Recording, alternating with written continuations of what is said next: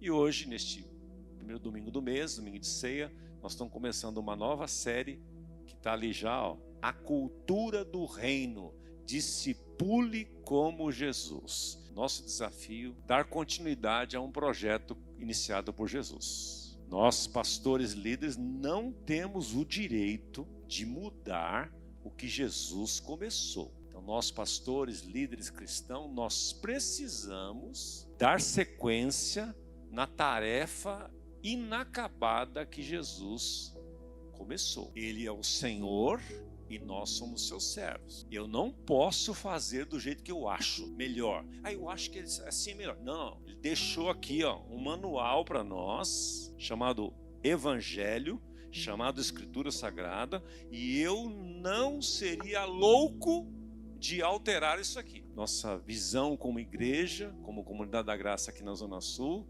é sermos continuadores do projeto iniciado pelo Jesus. E ele não acabou. A evangelização, a grande comissão que ele deixou é uma tarefa inacabada que nós estamos trabalhando nela. Tudo que nós ensinamos aqui, a maneira como nós nos portamos, nós temos um manual aqui, uma cartilha a seguir. Falar essa linguagem que é mais simples ainda, né?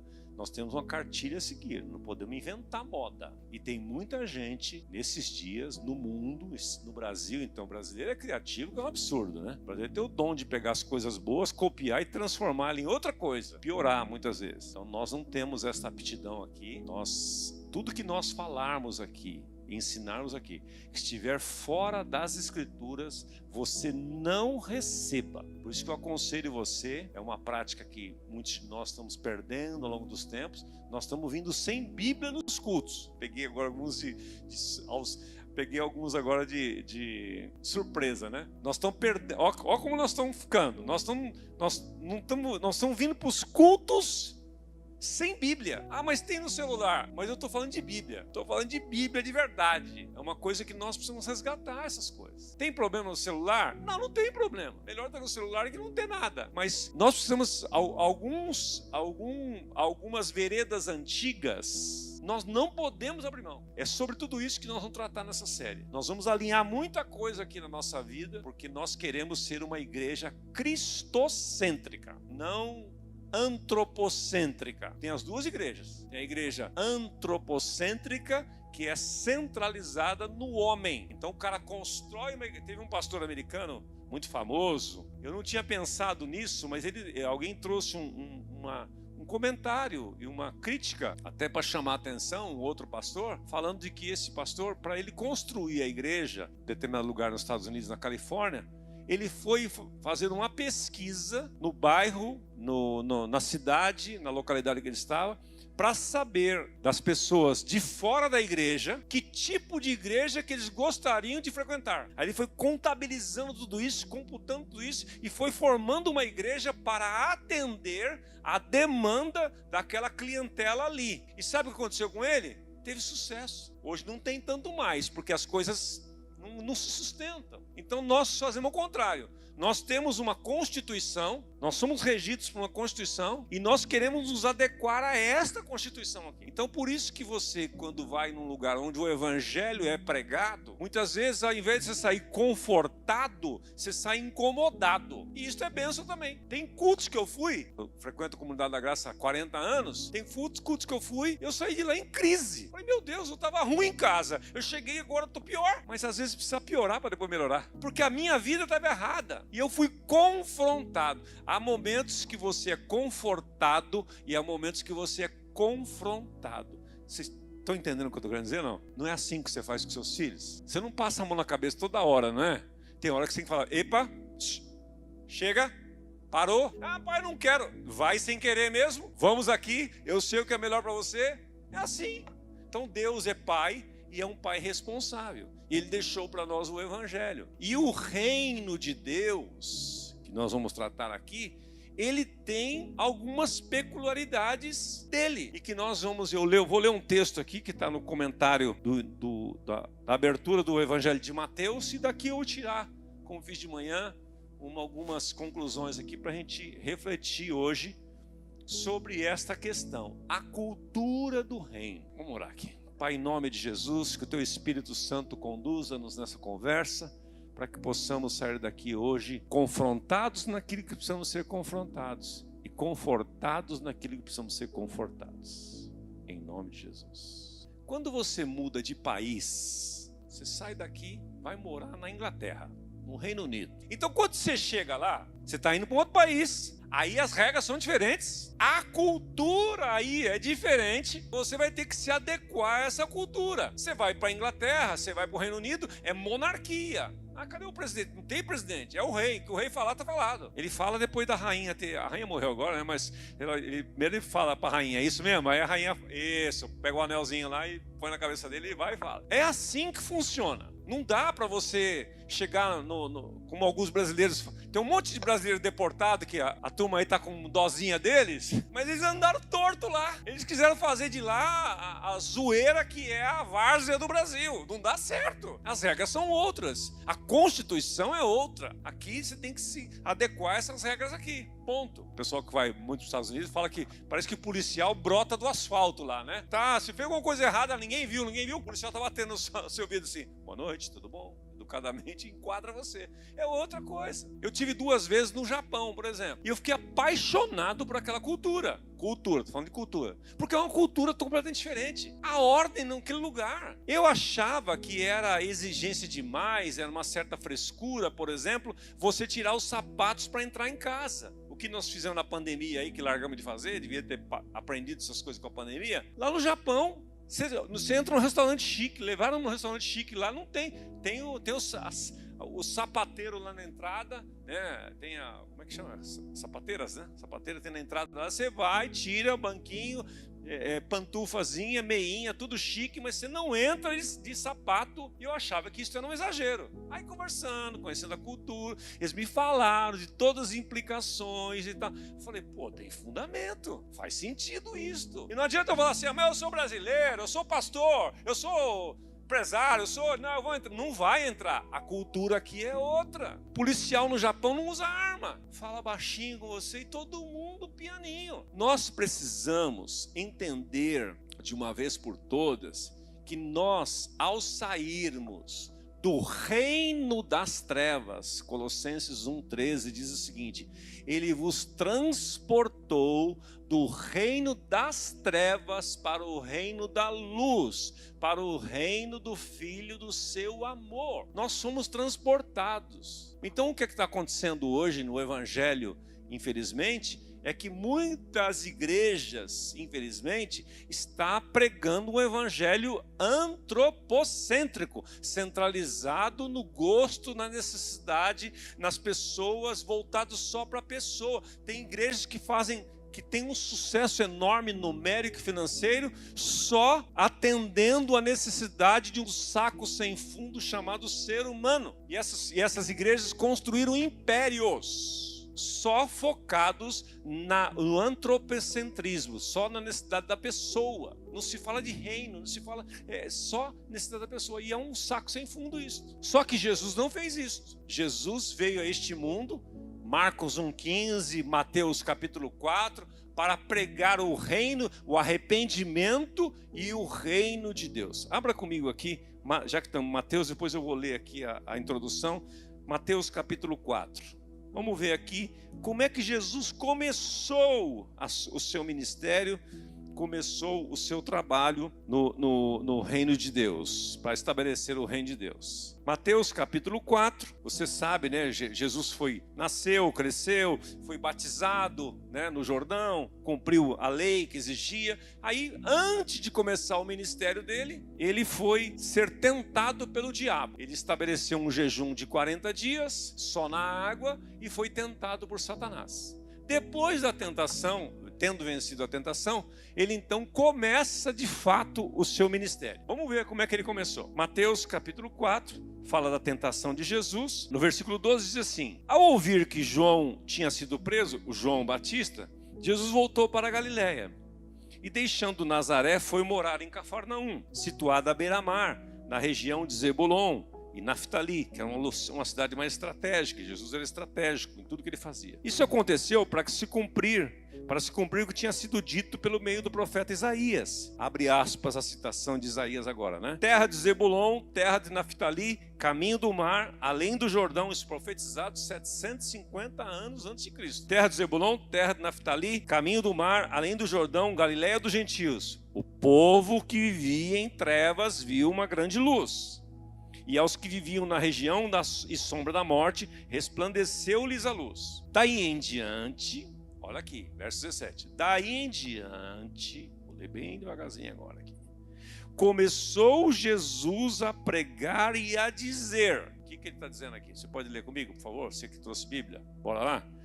Qual foi a pregação de Jesus? Qual a mensagem que ele transmitiu? Vamos lá? Jesus começou a pregar e a dizer. O que ele disse? 1, 2 e...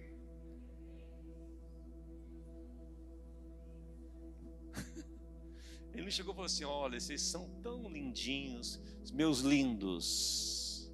Oh, meus lindos, meus fofinhos. Eu vim aqui dar uma melhoradinha na vida de vocês. Fique tranquilo, você não precisa mudar nada na sua vida.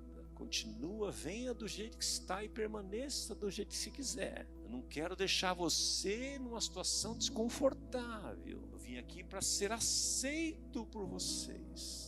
Não fez isso. Qual foi a mensagem dele? Duas verdades aí. Primeira é: arrependam-se. Por quê? Porque é chegado o governo de Deus nesta terra. E para que o governo de Deus se estabeleça, para que você faça parte deste governo de Deus, no reino de Deus, você precisa se arrepender. Você não é americano sem se naturalizar americano. Você não é cidadão americano quando você não tem um green card seu lá, não tem jeito. E mesmo assim você é um estrangeiro com green card. Precisa haver isso. Isso é uma coisa de ordem. Então a maneira que Jesus abordou e começou, a maneira simpática dele para começar a igreja dele, não foi perguntando para as pessoas o que elas queriam. O que vocês gostam? Eu gosto de luz, eu gosto de prédio assim, eu gosto de prédio assado, eu gosto de um culto assim de... Eu fui numa igreja americana que a Carla frequentou lá um tempo, que o culto demorava 55 minutos cravados. Eu falei, não é possível. A missa da esquina era mais maleável com aquele culto. Tudo organizado, mas era aquele negócio frio. Campus maravilhoso, extremamente confortável para as pessoas. Nós precisamos fazer as coisas confortáveis para as pessoas. A Renata acabou de lançar os desafios aqui e tudo. Ninguém ia sentar aqui numa paralelepípedo. Nós precisamos levar as pessoas a mudar o interior delas. Senão, não é igreja. Senão é um Lions Clubs, é um Rotary, é uma sociedade aí, é uma maçonaria, é um negócio assim legal para as pessoas se sentirem conectadas, criar network, mas a igreja não é para isso. Então Jesus veio, o reino de Deus é chegado, vocês têm que se arrepender. Então eu vou ler aqui a introdução desse Evangelho de Mateus para a gente discorrer aqui alguns detalhes. Os autores dizem o seguinte: em Mateus, no Evangelho de Mateus, a eternidade invade o tempo e o céu adentra a terra. Quando Jesus nasce, foi isso que aconteceu. O céu invadiu a terra, né? A eternidade veio para a terra, na pessoa de Cristo. O Filho do Rei entra no reino das trevas e de forma silenciosa, misteriosa, quase invisível, ele vem e planta o seu reino como uma semente de mostarda. Para quem entende e recebe o rei e o seu reino, eles se tornam o norte, o rumo da sua vida a partir de agora. Vivemos um tempo em que muitos experimentam uma crise de identidade. Nós cristãos, por exemplo, entendemos o que é ser cristão ou crente, mas não entendemos o que é ser discípulo. Tem duas coisas distintas aqui. Muitos que estão frequentando igrejas, que creem em Jesus, creem na Bíblia,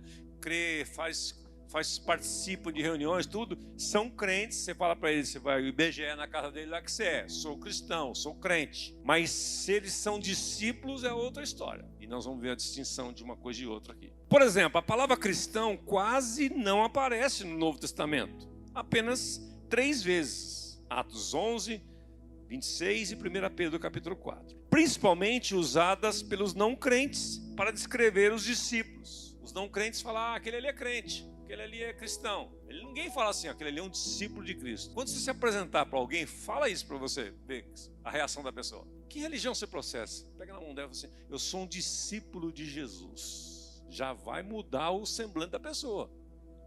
Você fala crente, ele já relaciona você com os crentes que ele conheceu na vida aí. Uns caras que deram mau testemunho para ele, umas meninas que frequentavam a igreja aí, balada também. E aí ele vai por aí e fala, eu conheci uma menina lá, namorei, eu saía com uma menina da igreja lá. Dá para ir um pouquinho mais? Vai ficar pior aqui, hein? Já a palavra discípulo, crente ou cristão, aparece 3 vezes. A palavra discípulo aparece 290 vezes no Novo Testamento. O que isso evidencia?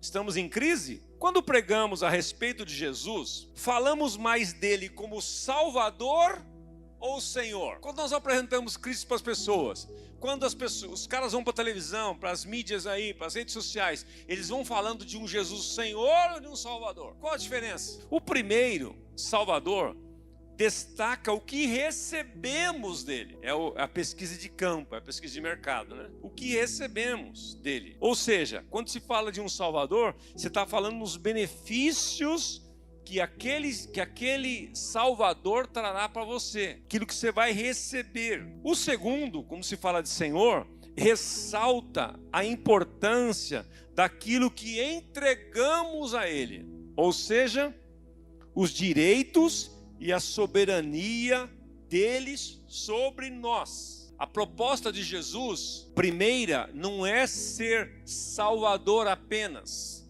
mas é ser Senhor de vivos e de mortos. Cristo morreu e tornou a viver, Romanos capítulo 14, para ser Senhor de vivos e de mortos. Então nós precisamos trazer a abordagem certa e precisamos entender que quando nós confessamos Jesus, nós o confessamos como Senhor da nossa vida, como soberano, como absoluto sobre nós, como alguém que está debaixo da autoridade dele. E claro, ele se torna nosso Salvador, mas primeiramente nosso Senhor. Já outro detalhe aqui interessante, no Novo Testamento a palavra Salvador aparece relacionada a Jesus apenas 25 vezes. Já a palavra Senhor em relação a Jesus aparece 700 vezes. Nos evangelhos a palavra igreja, por exemplo, aparece em 2 versículos. A palavra reino, em relação ao reino de Deus, reino dos céus, aparece 120 vezes. Qual é a nossa ênfase hoje? Se não estamos em crise, deveríamos estar. Qual é o evangelho que temos pregado? O evangelho do reino, conforme eu li agora Mateus para você. Será que temos pregado esse evangelho do reino? Será que o crente morno, fraco, que vemos tanto em nossas igrejas, tem a ver com o tipo de semente que plantamos? Hoje se fala muito do crescimento do evangelho no Brasil. Fala-se em 40, né, Rafael? 40, 45% da população. Então a previsão aí que 2030, 2000 não sei quanto, aí vai chegar a 50, 60% da população considerada crente. Pergunto a você, o que mudou? Não tem uma galera, grande número de chamada bancada evangélica nas câmaras federais, municipais, estaduais, não tem? Tem. E o que mudou? Eles chegam lá como sal e luz, como fermento, ou eles chegam lá e são engolidos por um sistema? Está mudando muito pouco. Por quê? Por causa do evangelho que está sendo pregado, por causa do evangelho que eles receberam. Eles chegam lá, discursam cheio de ideais, mas são poucos, muito poucos, que conseguem se manter naquela fidelidade a Deus, naquela seriedade, naquele temor de Deus. Eles vão se conformando com aquele meio ali. Por quê? Porque falta a visão clara de que o reino de Deus é acima de todas as coisas. Continuando aqui, considera essa definição. O reino de Deus é a esfera crescente, vivificante, na qual o governo de Cristo é reconhecido, o governo de Cristo é obedecido, ele é procurado e desfrutado. Assim como a nossa salvação, ele é passado, presente e futuro. O reino é de Deus. Eu não tenho de criar um reino próprio, o meu método, né? Customizar o evangelho à minha necessidade. O reino de Deus, ele cresce de forma irresistível, como uma semente de mostarda que os evangelhos mostram, ou como um fermento que enche, leveda toda a massa. O reino de Deus ministra a vida abundante a todos que entram nele. ou chegam perto dele. O reino de Deus é um governo absoluto, uma teocracia e não uma democracia. Nós gostamos de ser simpático com todo mundo, consultar todo mundo, mas o reino de Deus não é assim. O reino de Deus tem um rei que governa, que sabe o que é melhor para nós, ele nos ama, ele quer o melhor para nós, e quando nós obedecemos, nós somos abençoados, e ponto final. Ao mesmo tempo, o outro contraponto disso, o rei não impõe sua vontade, ele aguarda que sua autoridade seja reconhecida. Jesus não impõe nada. Eu mencionei hoje de manhã o caso do jovem rico lá, né? Que chegou para Jesus, chamando ele de bom mestre e tal. Jesus falou para ele, então, cumpra os mandamentos, você vai ser meu discípulo, você vai entrar no reino. Eu já cumpro todos, então tá bom, vende tudo que você tem, dá aos pobres, vem e me segue. Ele saiu triste, comovido, chateado, e Jesus não saiu correndo atrás dele. Ele falou, não, peraí, vamos negociar aqui. Não, Jesus foi taxativo, firme, e é assim que procede. Mas ele ama, não deixou de amar aquele homem. Mas não é suficiente. Ele espera que a autoridade dele seja reconhecida. Mas não é suficiente reconhecer a sua autoridade, porque os próprios demônios também obedecem a Cristo, reconhecem a autoridade dele. Precisamos obedecer-lhe e ser verdadeiros discípulos que vivem a realidade do seu senhorio em todas as dimensões da vida. Mas ser obediente também não é suficiente. Os anjos também são obedientes. Deus quer mais de nós. Ele quer que nós o procuremos, Ele e o seu reino, desejando, ansiando por Ele, tendo fome e sede dEle. Finalmente, Ele não quer que sejamos apenas servos ou pessoas sob o seu domínio, mas sim filhos do Rei, que realmente desfrutam do seu reino. Esse é o propósito do homem, glorificar a Deus e deleitar-se nele para a eternidade. E agora abra comigo então Mateus capítulo 6, depois que Jesus encerra, no encerramento do Sermão do Monte, vamos aqui ler do 27 em diante. Então, só para contextualizar, o Sermão da Montanha, o chamado Sermão da Montanha, que Jesus estava numa montanha, obviamente, ele subiu num determinado lugar lá, para ficar numa posição mais elevada, para que a voz dele chegasse mais fácil aos discípulos que o seguiam. Esse Sermão da Montanha, ele não estava falando para a multidão. Esses ensinos que ele estava dando aqui, era para os seus discípulos. Mas sempre onde Jesus ia, vai ver nos filmes aí, né, nos The Chosen da vida, sempre onde Jesus ia, ele arrastava a multidão atrás. Mas a maioria dos ensinos que ele dava, ele não estava falando para a multidão. Ele sabia discernir para quem ele estava falando. E no Sermão do Monte, capítulo 5, 6 e 7 de Mateus, Jesus está sendo específico, falando para os seus discípulos, para os seus seguidores. Em Mateus 5, 6 e 7, ele está traçando ali uma linha mostrando de como era a funcionalidade do reino de Deus. Ele não estava falando para quem não era discípulo, ele não estava falando para quem não estava seguindo a ele, para quem não queria segui-lo, para quem não tinha natureza, ele não estava falando para esse povo. Por isso que é a régua que você vê no Sermão do Monte, quando ele diz assim, bem-aventurados os homens quando falarem mal de vós. Bem-aventurado aquele que, se o inimigo quiser te levar de você a túnica, dá também a capa. Se ele te der um tapa na face direita, vira a esquerda para ele. Ele não está falando para ímpio aquilo. Ele está falando para discípulo. Então, o padrão era lá em cima. Então, aqui veja aqui, só um detalhe aqui, para nós fecharmos nesse capítulo 6, versículo 33, que eu quero enfatizar aqui. Mas aqui, ó, ele está continuando. Agora aqui, ele já falou a respeito da ira, falou a respeito de sermos sal e luz e tal. Agora no verso 27 ele diz assim, vocês ouviram o que foi dito? Não cometa adultério. Como é que você fala isso para quem não conhece a Deus? Como é que você fala, dá um mandamento desse para um cara que não tem natureza para obedecer? Que o mundo onde ele vive, todo mundo pega todo mundo. E quem não age assim, está fora. Jesus está falando para os seus discípulos, não cometa adultério. Eu, porém, lhes digo, está escrito na lei, todo que olhar para uma mulher com intenção impura, já cometeu adultério no seu coração. Você vê que ele pega a lei, né, Paulo? Ele pega a lei lá de Moisés, que era esse padrão aqui já, ele faz isso com a lei, ó. Sobe aqui alguns degraus assim. Qualquer que olhar, qualquer que visitar sites pornográficos, mulheres de programa na internet e outro tipo de aberração desses dias, já cometeu adultério. Sites de relacionamento e fica aquela babação lá, já está no pecado. É isso que Jesus está dizendo, atualizando para os nossos dias. Aí ele diz: se o seu olho direito leva você a tropeçar, arranque-o e jogue fora. Meu problema não é o olho esquerdo, é o direito. O direito que é um problema. Então você arranca o direito. É lógico que ele está, aquilo que o Rafael fala, ele está usando uma hipérbole, né, Rafael? Uma linguagem exagerada. Mas é isso mesmo. Para que você viva neste reino, você precisa estar disposto a renunciar. Não tem jeito.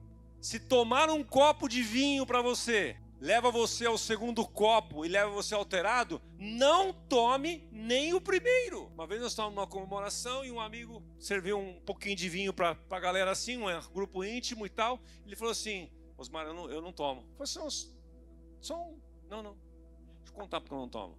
Eu já fui alcoólatra e eu não sabia. Eu falei: então também não tomo. Eu não tenho nenhum problema com vinho, de tomar meia taça de vinho. Para mim a minha cota é meia taça, né? Eu sei a minha cota. Para ele tinha, eu falei: então também não quero. Ele falou assim: eu lutei muito para sair disso. E se eu abrir uma brecha inicial, eu já vi amigos meus familiares que começaram assim, só socialmente, daqui a pouco se perderam de novo. Então, é isso que ele está falando. Se o seu olho direito faz você pecar, arranca-o fora. Quer dizer, seja radical. Tem coisa na nossa vida que nós precisamos ser radicais. Pois é preferível você perder uma parte do seu corpo do que o corpo inteiro ser lançado no inferno. Se a sua mão direita leva você a tropeçar, corte-a e joga fora. É preferível você perder uma parte do seu corpo do que o corpo inteiro ir para o inferno. Também foi dito: aquele que repudiar a sua mulher deve dar-lhe carta de divórcio. Eu, porém, lhes digo que aquele que repudiar ou rejeitar sua mulher, exceto em caso de relações sexuais ilícitas, expõe a se tornar adúltera, e aquele que casar com outra repudiada comete adultério. Jesus foi só aumentando o negócio. Verso 33. Vocês também ouviram o que foi dito aos antigos: não faça juramento falso, mas cumpra rigorosamente para com o Senhor o que você jurou. Fazer juramentos falsos aqui é mentira. Olha que interessante. Eu, porém, lhes digo: não jurem por nenhum modo, de modo nenhum, nem pelo céu, nem pelo trono de Deus, nem pela terra ou pelo estrado dos seus pés, nem por Jerusalém ou por qualquer cidade do grande rei. Não jure pela sua cabeça, porque você não sabe. Você não pode fazer com que só um cabelo fique branco ou preto. Verso 37 aqui, presta atenção. Que a palavra de vocês seja sim, sim e não, não. O que passar disto vem do maligno. Jesus está subindo aqui o critério do padrão do reino, fazendo a seguinte comparação: lá atrás falava para você não fazer juramento falso, para você não falar e depois não ir. Eu quero dizer o seguinte aqui: conosco aqui é assim. No reino que eu estou implantando seja o vosso falar sim, sim e não, não. O que passar disto é de procedência maligna. Isto é tão criterioso que nós precisamos levar isto a sério em tudo. Porque muitas vezes nós, para ser agradáveis às pessoas, para não criar uma animosidade ou a gente ficar ruim na foto com a pessoa, a gente fica assim: então eu vou ver. Você sabe que você não vai fazer um negócio, o cara fica lá me dá o seu telefone, eu vou fazer você, depois você pensa melhor. Você não quer, você sabe que é furada. Você tem que falar assim: querido, não vou dar meu telefone, eu não quero. Porque vai ficar aquela embromação louca. Então nós precisamos, seja o vosso falar sim, sim, não, não. Eu aprendi com o nosso pastor o seguinte: o sim, sim, não, não funciona até para horários. Culto começa às 10 da manhã. Qual que é o horário que começa o culto? 10 da manhã. Que hora que você tem que chegar? Antes das 10. Ou você, quando vai visitar um cliente importante, que vai fazer uma venda, que vai tirar seu pai da forca, você chega lá atrasado, esbaforido, sem barba para fazer, todos cabelo desgadeado, suado. Você chega assim? E por que no reino de Deus nós queremos fazer as coisas assim? Por que para vir para um culto a gente vem de qualquer jeito? falando de agora de roupa. Nós deveríamos caprichar em tudo. Caprichar, não estou falando para você vir de roupa de gala, mas nós precisamos ter bom senso. Bom senso não é pecado não, gente, é sabedoria. O reino de Deus é um reino de... Jesus foi quem disse, Paulo escrevendo lá em 1 Coríntios 16, diz assim, o reino de Deus é um reino de ordem e decência. Você viu que o Ari veio aqui e abaixou todos os microfones aqui? Isso aqui nós combinamos. Nada fora do lugar, nada quebrado, nada desalinhado. Agora vocês vão reparar mais ainda, né? Acabou o louvor, a galera vem aqui, baixa os microfones. Por quê? Imagine que isso aqui está tudo levantado, tudo...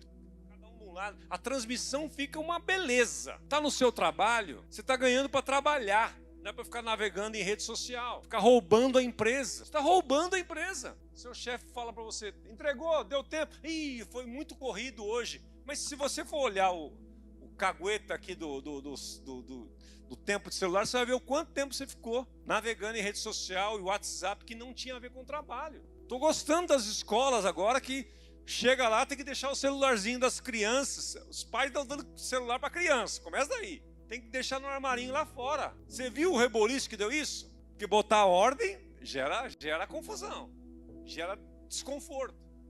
Então, o reino de Deus é um reino de ordem. E aí vai Jesus falando de várias coisas. Agora aqui, salte aqui comigo, por favor. Mateus capítulo 6, lá para o finalzinho. Ele fala então das preocupações que acometem a nossa vida. Lá no verso 28 ele diz assim, e não se preocupe com o que vocês vão se vestir. Observem como crescem os lírios do campo. Eles não trabalham, eles nem fiam. Eu, porém, afirmo a vocês que nem Salomão, em toda a sua glória, se vestiu como qualquer um deles. Ora, se Deus veste assim a erva do campo, que hoje existe e amanhã é lançada no forno, não fará muito mais por vocês, homens de pequena fé.